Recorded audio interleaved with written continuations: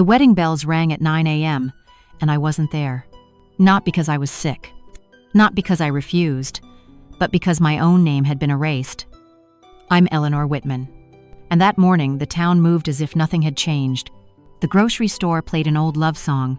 I pushed my cart past the bakery while my phone buzzed. Final seating chart.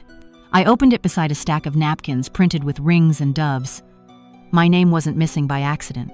It had been rubbed out like chalk from a board. Clean. Efficient. As if I'd never belonged on the slate. "Big day," the cashier chirped. I nodded, kept my hand steady over the card reader. On the way home, I slowed at the church white clapboard. Maple leaves. A bell that carries to the river. On the bulletin board, a program mock-up hung by a thumbtack. Beneath Andrew's name and Melissa's R. The space labeled "Parents of the Groom" was a blank line stretching like a quiet insult. Father Nolan came down the steps with a vestment bag. "Mrs. Whitman," he said gently. "The couple finalized everything yesterday." I said, "Of course." At home, the kitchen waited. 2 teacups by the kettle. A blue dress over a chair. Pearls in their box. Andrew once told me blue made me look like the ocean near Cannon Beach, steady and calm. That was before Melissa learned how to iron out the parts of him that wrinkled. My phone lit again, Ruthie texting a heart and a loaf of banana bread. I typed back, "Later." I steamed the dress anyway. I let my mind make a different story. A pew with my name on a tent card. Andrew turning to find me in the second row, his mouth shaping Mom. Then the steam thinned, and I saw what was true instead. Reflection. Alone. A woman holding a ceremony for herself. The email glowed when I sat down. I tapped through the rows of names. There was Ruthie. There was Melissa's mother and 2 aunts. There were Andrew's college friends and the electrician who fixed their porch light. I scrolled to the end. The document ended. I did not appear. It takes 1 second to delete a mother. When a list forgets you, people will. 2. I called Andrew. The ringtone trilled. Then cut on the 3rd try. He answered, breathless. "Mom, I'm in the middle of something." I kept my voice even. "Am I invited to your wedding?" Silence. Then laughter. Thin and distant. "Melissa, let's not make this harder than it already is," he said. My throat burned. Harder than what? Andrew? He didn't answer. I was the only one who was quiet. "Please," he said, and the line went dead. I hung up before my dignity did. I put the kettle on and rinsed the 2 cups. Because if I washed only one, the emptiness might drown me. Steam lifted in slow ribbons. Outside, a maple leaf tapped the window like a polite messenger. Inside, the clock measured the part of love that is labor. Thousands of dinners. Science projects at midnight. One boy walking toward manhood on legs. I steadied. I set 2 tea bags. One sat untouched until a skin formed on top, thin as denial. By late afternoon, a florist van idled across from my porch, then drove toward the church. Teenagers practiced a recessional in the parking lot, their laughter rising like birds. I watched from behind the lace curtain while the town prepared for a moment designed to look like forever. My doorbell rang. Ruthie, in a Robin S. Egg cardigan, held a warm banana bread and a paper bag of tea candles. "In case you wanted to." She didn't finish. We sat at the table. "It's a mess," she said. "Does he know what this will do to you?" "He thinks it will make things peaceful." I said, "For whom?" The room answered by being quiet. At dusk, I walked to the end of our street. The church lights were on.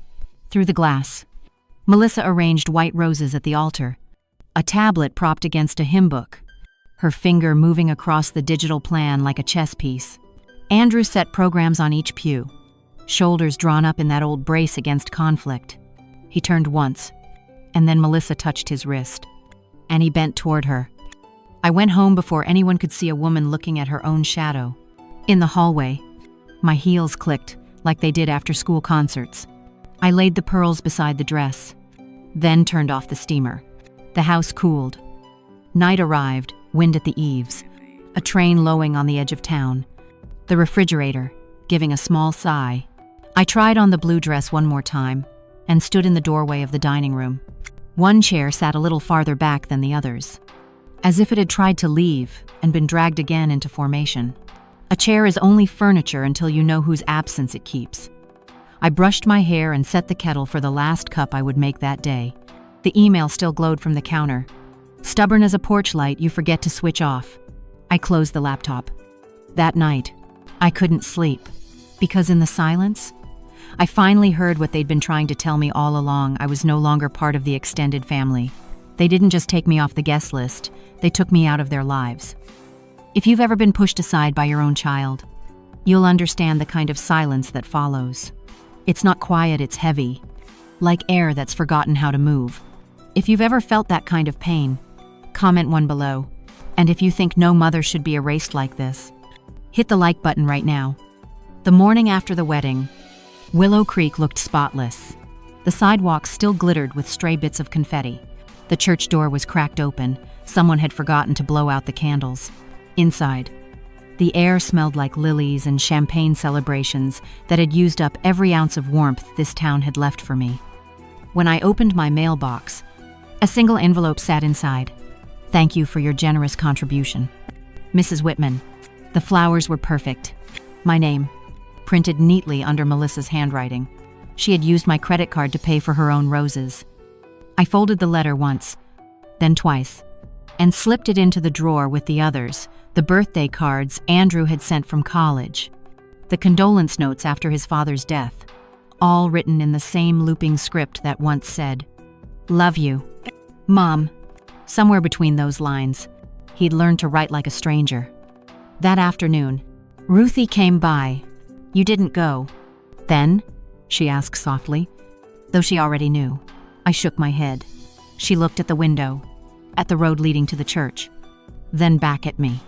"You made him who he is," she said, "and she's remaking him into someone who forgets that." I smiled because crying felt repetitive. Maybe that's love, letting them forget. Ruthie pressed her lips together. "No, honey, that's surrender." When she left, the house felt smaller, like it had exhaled and decided not to breathe back in. I tried to fill the rooms with noise, the TV, the radio, even the old kettle whistling, but the quiet always found its way back. By evening, I decided to do something ordinary, send them flowers. It felt dignified, the motherly thing to do. At the florist, the young woman behind the counter smiled. "Oh, we already handled that," she said, checking her list. "Mrs. Whitman's order. Melissa picked them up yesterday. Beautiful white roses." I stared at her. "Excuse me?"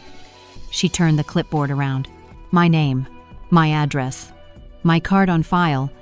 The words "Mother of the Groom" were written beside it. "That's impossible," I whispered. The clerk tilted her head. "I can cancel the duplicate if you like." I didn't answer. I just left the shop, my hands shaking. On the sidewalk, the cold hit me square in the chest. My own name had become a prop in her performance, a signature she could borrow. Across the street, I caught sight of them, Andrew in a dark suit, Melissa in cream, standing with a man I didn't recognize, the realtor from town. He realized when I saw the folder tucked under his arm. They shook hands. Andrew looked uneasy, rubbing the back of his neck like he used to when lying about curfew. Melissa smiled the smile that doesn't reach her eyes. I didn't cross the street. I stood there, half hidden behind a lamppost, the wind pushing my coat against my legs. I heard her laugh, light and rehearsed. Then Andrew said something I couldn't make out the words, and she touched his arm. A gesture of ownership. When they walked away, I went home through the back lanes to avoid the church crowd. The house waited exactly as I'd left it, blue dress draped over the chair, teacups dry in the sink. I sat at the table, trying to steady my breathing. The phone rang once, twice. I didn't move. On the third ring, I picked it up. "Mom?" Andrew's voice, hesitant, low. I stayed silent long enough for him to feel it. I just wanted to say everything went fine. The ceremony, the photos. "Did you need something, Andrew?" He paused. Melissa thought it would be better if you took some time, maybe a trip, clear your head. I almost laughed. Clear my head? I mean, after Dad. And everything. After Dad, you were everything, I said quietly. And now your paperwork I can't sign. Mom, don't make this dramatic. Don't make this small. My voice rose before I could stop it. You let her use my name. You let her use me. He said nothing. The silence between us was longer than most people's patience could endure. Then, almost pleading, he said, Please, Mom, let's not make a scene. A scene. That's what I was to him now, a risk. A noise that might embarrass his new life. I hung up. I didn't trust myself not to scream. Outside, the evening rain began, soft and persistent. I watched it beat along the window, streaking down like melted glass. Across the street, the realtor's car pulled into their driveway. The headlights lit up the for sale sign Melissa had kept from a previous client. She must have brought it home for staging photos. For the first time, it looked perfectly placed. I stood there, gripping the curtain. In the reflection, I barely recognized myself. My face looked tired. Not old, just used. I turned on the light and opened the drawer again. The bills, the thank you note, the old letters, all evidence of a life lived in someone else's gratitude. I picked up my checkbook. There was a number scrawled in the margin, a balance I'd once thought I was saving for him. That night, I didn't eat. I wrote instead. Not a letter, not a confession, just a few sentences to remind myself what was true. Love is not ownership. Gratitude is not debt. Silence is not peace. When I finished, I folded the page and slipped it under my pillow. The house creaked as if listening. Somewhere outside, a car door slammed, and laughter. Melissa's again floated through the rain. I turned off the light and lay there, awake, until the sound of their engine faded. That's when I realized I didn't lose my son to marriage. I lost him to manipulation. At 9 a.m. tomorrow, they'll be saying their vows. At 9 a.m. tomorrow, I'll be ending mine to a family that stopped deserving me. If you've ever decided that enough was enough, that the pain of being invisible hurt more than the pain of walking away, then you'll understand this part of my story. Comment 1. If you've ever had to reclaim your dignity, and like this video, if you believe silence can be the loudest revenge. I woke up before dawn that day. The house was cold, and for the first time in months, I didn't turn on the heat. Let it match the way things felt inside me. I sat at the kitchen table with my checkbook open. The same one Andrew's father and I had used for 20 years for mortgages, school trips, and birthdays. Every line told a story of giving. I ran my finger down the pages. I saw the ink thinning, and realized that's what happens to love when it keeps paying out with no return. Ruthie stopped by just after sunrise, clutching 2 paper cups of coffee. You look like you didn't sleep, she said, sitting across from me. I didn't, I said, but I think I finally woke up. Her eyes softened. You're done letting them write your ending? I'm rewriting it, I said. In legal ink. She didn't ask questions, just nodded. We'd known each other long enough to speak fluently in silence. She reached across the table and squeezed my hand once, firmly, then slipped a folded business card toward me. Patrick Nolan, attorney at law. He handled your husband's will years ago. Ruthie said, "It remembers you." I looked at the card for a long time. There was something poetic about a man named Nolan, helping me undo what Father Nolan had blessed. By 8:30, I was parked outside Patrick's office, a brick building tucked between a diner and a post office. The sky hung gray, the kind that feels like it's holding its breath. Patrick came out from behind his desk, older now, a little slower, but with the same steady eyes. "Eleanor Whitman," he said, extending his hand. "I was wondering when you'd come in." "I didn't know I would," I admitted. He motioned for me to sit. Ruthie filled me in. "I still have copies of your husband's documents. What do you want to do?" "End it," I said, cleanly. "No drama. Just done." Patrick leaned back. "You mean transfer assets?" I nodded. "Everything in my name goes to the Whitman Heart Foundation. No access for Andrew or Melissa. He studied me. That's a decisive move. They erased me like I was paperwork. I said, "Let's make it official." He smiled faintly. Paper remembers what people forget. I felt my throat tighten. Exactly. For the next hour, he walked me through the forms, signatures, and authorizations. Every time I signed my name, something inside me steadied. It wasn't anger anymore. It was precision. At one point, Patrick looked up. "Would you like to leave a note or video for the record? Sometimes it helps." I nodded. Yes, but not for the record for them. That evening, Ruthie came over with her old iPad. We set it up on the kitchen counter between 2 mugs of tea. She pressed record, and I sat straighter than I had in months. "Andrew," I began, "you wanted freedom. Now you have it completely. I won't stand in your way, or in your shadow. You and Melissa have your life, your choices, your debts." I paused. "But don't forget, everything you stand on was built by hands you stopped holding." My voice didn't tremble. Not once. When I finished, Ruthie whispered, "That was powerful." I smiled. It wasn't revenge. It was closure. We uploaded the video to a private link, set to release automatically at 9:05 the next morning just after the ceremony. A quiet symmetry. Before she left, Ruthie looked back at me from the door. "You sure about this?" "I've never been surer."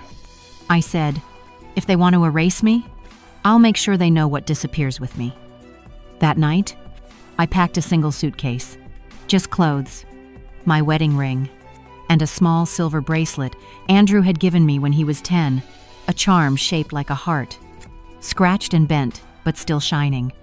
I placed it in the outer pocket of the suitcase, next to my ID. I'd already booked a room at a small motel near the coast. A new beginning didn't need to be grand, it just needed to be clean. The house made old noises while I moved through it, the floorboards sighing, the refrigerator humming like a heartbeat. I paused by the dining table. The blue dress still hung on the chair, waiting for an event that had never needed me. I almost took it down. Almost. Then I left it there. A ghost of good intentions. The next morning came like a confession, pale sunlight, quiet air. No church bells yet.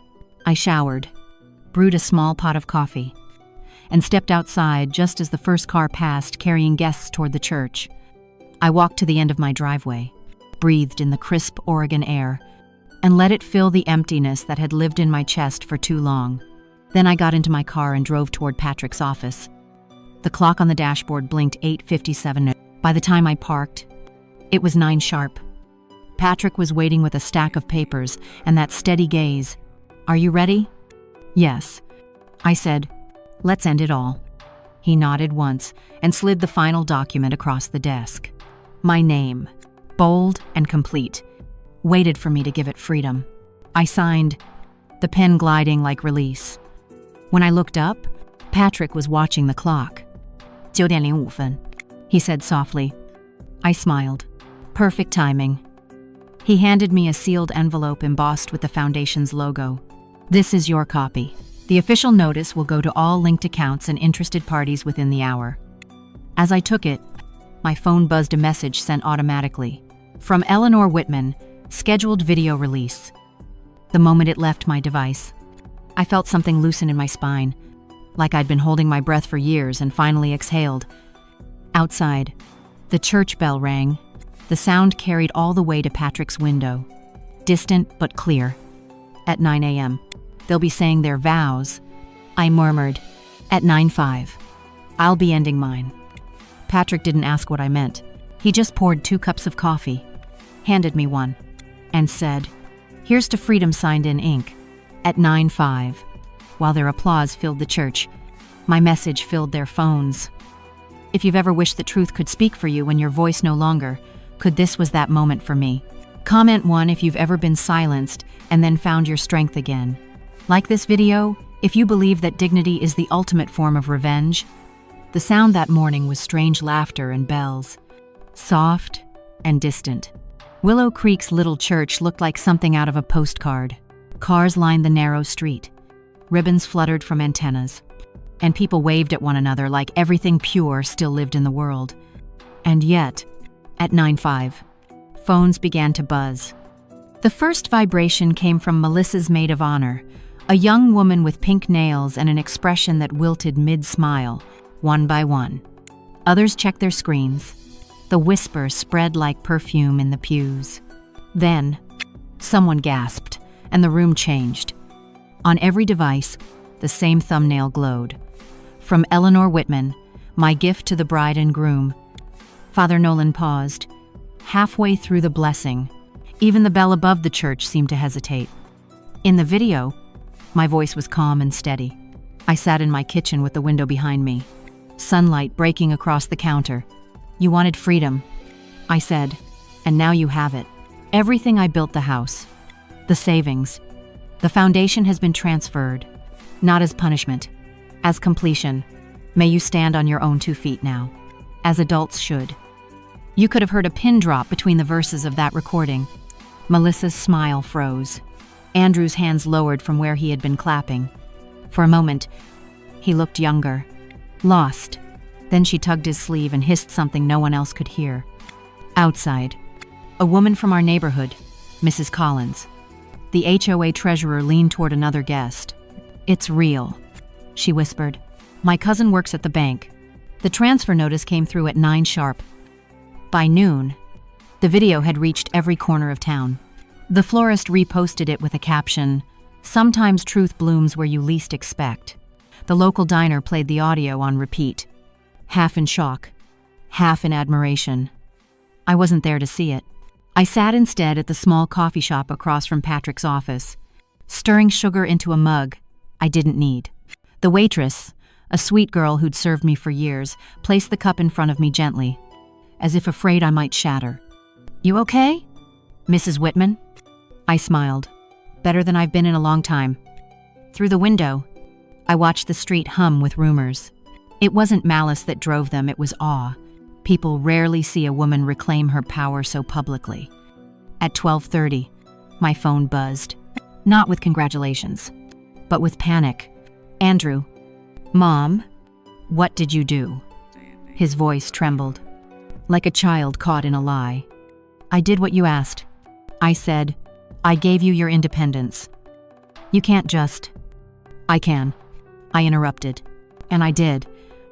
Behind him, I heard Melissa. "Tell her to take it down." "I can't," he muttered, almost to himself. I could almost see his face, the dawning realization that what was gone could not be recovered. By evening, the house they shared was no longer a home, but an echo chamber. Neighbors saw them pull into the driveway. He was pale. She was furious. Someone later told Ruthie that Melissa had stormed inside, slamming the doors and shouting about humiliation. Andrew trailed behind, quieter, his suit jacket folded over one arm like surrender. I wasn't there, but I could imagine every sound, the hollow slam of drawers opening, the rustle of papers as she searched for documents that were already gone. On my kitchen table, a duplicate set of keys rested on a folded letter. I had left it for them, taped to the inside of their mailbox, before driving away that morning. The letter said, "You wanted independence. Now you have it. The deeds, the accounts, and the house are yours only in responsibility, not ownership. I wish you love. That doesn't depend on taking—" It ended with 3 words I had never said aloud before. "I forgive you." Forgiveness didn't mean forgetting. It meant I wouldn't carry the ruins any further. At sunset, I parked by the overlook above the river. The church bell rang again the evening hour, and with it came a silence that didn't hurt anymore. A few cars passed, windows down, music spilling into the cool air. Somewhere in town, people were still talking about me. Some called it a scandal, while others called it justice. But none of it mattered now. For once, I wasn't the woman waiting for an apology that would never come. I was the author of my own ending. Meanwhile, in that house across town, Andrew sat on the floor of his old room. The closet doors were open, boxes half-packed. On the nightstand lay an envelope with the foundation seal and a bank email confirming his removal from the linked accounts. Melissa paced the hall, phone in hand. "We can fight this," she said. "We'll find a way to undo it." He looked up at her, tired, almost gentle. "It's not a mistake to undo, Melissa. It's a consequence." She turned away, furious. "She humiliated us." "No," he said quietly. "She liberated herself." The next morning, Ruthie called me. "You've got the whole town divided," she said. "Half of them think you're ruthless. The other half thinks you're brilliant." I laughed softly. "I'm neither. I'm free." Before hanging up, Ruthie said something that stayed with me. "Eleanor, sometimes peace sounds a lot like scandal to people who've never had any." She was right. I poured myself another cup of coffee, looked out the window at the leaves curling on the sidewalk, and realized that for the first time in years, the air inside my house belonged only to me. For the first time, Andrew looked at me not as his mother but as the woman he had made disappear. He didn't come to listen. He came to undo what silence had already decided. If you've ever had someone return only when they realize what they've lost, you'll understand what I felt that day. Comment 1. If you've ever been blamed for drawing boundaries. Like this video, if you believe respect has to be earned even from your own child. The town had gone quiet again after the storm I caused. It's funny, peace doesn't always sound peaceful. Sometimes it sounds like whispers dying out because there's nothing left to say. It was 3 days after the wedding when Patrick called. "He's asking for a meeting," he said. "He wants Melissa on speaker." I didn't answer right away. The sun was setting outside my window, streaking the kitchen tiles with orange light. "Set it up," I finally said. The next morning, I walked into Patrick's office carrying a small notebook, not for notes, just to keep my hands from shaking. He stood when I entered, then nodded toward the conference table. Andrew was already there. He looked smaller somehow, like the light had drained from him. He rose halfway, unsure whether to hug me or not. I gave a polite nod instead. "Andrew." "Mom," he said, voice tight. "Thanks for coming." Patrick gestured for us to sit. The smell of coffee filled the room, grounding me. I focused on that something normal, human. Melissa's voice came through the speaker, bright, brittle. "Mrs. Whitman, I think we can all agree this situation has gone too far." I folded my hands. "You mean consequences?" She ignored that. "It's embarrassing for Andrew." "For me? For the family?" "What family?" I asked softly. "The one you erased me from?" Patrick cleared his throat, a warning to keep things civil. However, the truth doesn't always wear a mask. Andrew leaned forward. "Mom, we just want to make things right. Maybe if you could reverse the transfer." "Reverse?" I cut in. "Do you think life works like a bank error?" He winced. "I didn't mean." "Yes, you did." I softened my tone. "You meant you didn't expect me to follow through." He looked down, twisting his wedding band. "It was all just public. Mom, you made us look honest," I offered. Patrick let the silence stretch before sliding a file toward him. "Mr. Whitman, this is your father's will. I think you should read section 3. Andrew hesitated, then read aloud. "Primary residence may not be transferred to descendants or spouses without the written consent of the surviving spouse." His eyes darted up. "So?" Patrick nodded. "It was never legally yours to sell, even before your mother's transfer. She simply made it airtight." Melissa's voice snapped through the speaker. "This is absurd. We can challenge that." Patrick's calm didn't waver. "You can try, Mrs. Whitman, but the court doesn't reverse clear consent." For the first time, Melissa didn't sound rehearsed. She sounded scared. "Do you realize what people are saying about us?" "Maybe they're saying what I couldn't," I said, "that you took advantage of kindness and called it family." There was a pause. Andrew's jaw trembled. "Mom, we didn't mean." "I know," I interrupted. "You never mean to hurt me. You just never mean not to." He went still. Melissa spoke again, sharp and defensive. "You've made your point. Mrs. Whitman, what do you want?" I thought about it. The simple answer was nothing, but nothing sounded too easy, too empty. So I told the truth. I want you to understand that love is not a resource, it's not a pension, a loan, or something you inherit. You earn it by respect. And once you lose that, you don't get to demand it back. Andrew's eyes filled, and for a moment I saw my boy again, the one who used to climb onto the counter to help me stir pancake batter. The one who once said, "When I grow up, I'll build you a big house." Mom, do you still live in that house? Andrew? I asked. He nodded weakly. Yes. Then you kept your promise, I said. I just wish you'd stayed to live in it with honor. Melissa huffed through the phone. We're done here. Patrick clicked the button to end the call. The room grew very still. Andrew slumped forward, his hands over his face. I waited. I didn't move. Let silence do the teaching this time. After a while, he looked up. His voice was small. Are you still my mother? I met his eyes. Yes, but not your safety net. He nodded slowly, tears catching on his lashes. For the first time, in a long time, we were two adults in the same room, not a boy hiding behind excuses or a mother shielding him from reality. Just two people learning what love looks like without witnesses. When I left Patrick's office, the air outside smelled like rain. Ruthie was waiting by the car with 2 coffees. How'd it go? She asked. I think he finally heard me, I said. Maybe not everything, but enough. We stood there a while, watching traffic move along Main Street. A couple passed by, laughing, holding hands. It didn't hurt to see love anymore, not theirs, not anyone's, because mine wasn't broken. It had just changed shape. At home, I set down my notebook on the table. Inside it were 3 sentences I'd written the night before. Boundaries aren't walls. They're doors you lock until people learn how to knock. I tore the page out and taped it to the fridge. When I finally sat down, the house was quiet again, but this time, it wasn't empty. It was earned.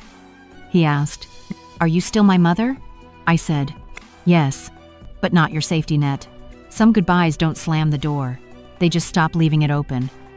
If you've ever had to walk away quietly, not because you stopped loving, but because you started respecting yourself, this part is for you. Comment 1 if you've ever learned peace the hard way. Like this video if you believe letting go can be the most potent form of love. A year passed. Seasons turned the way they always do, unbothered by human heartbreak. Willow Creek looked the same, but I didn't. I live now by the coast, in a small Oregon town where the air always smells like salt and new beginnings. The locals here are not familiar with my past.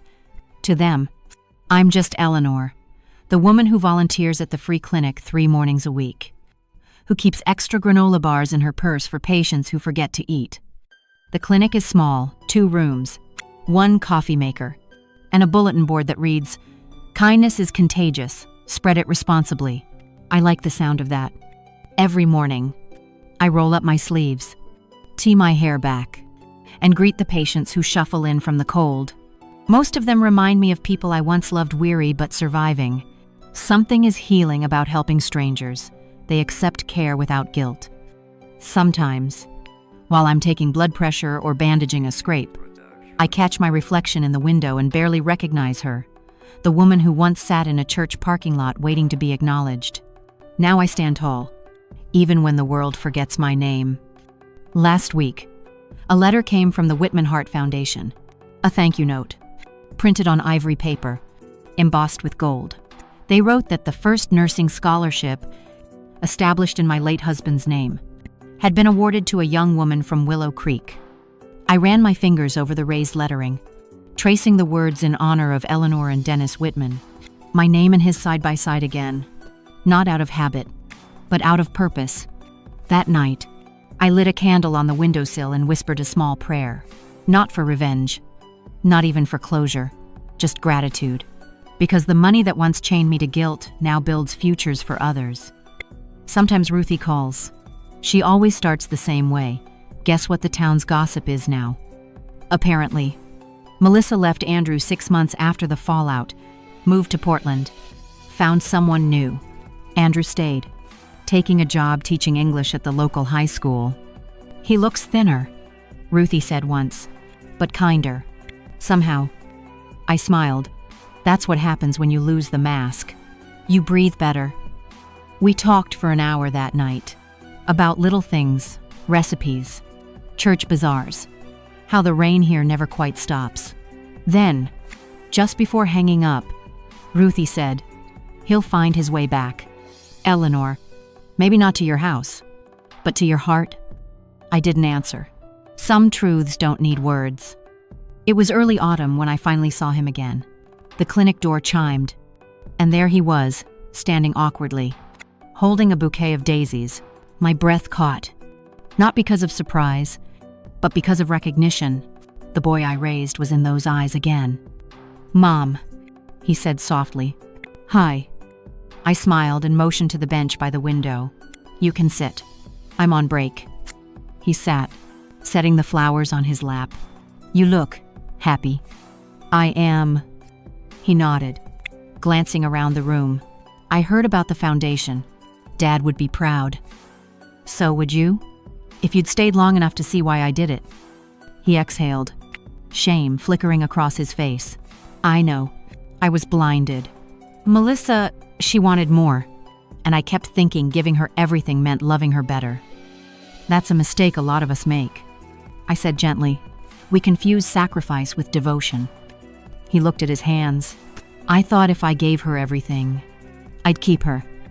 And you lost yourself instead." He nodded, tears welling. "I'm sorry. Mom."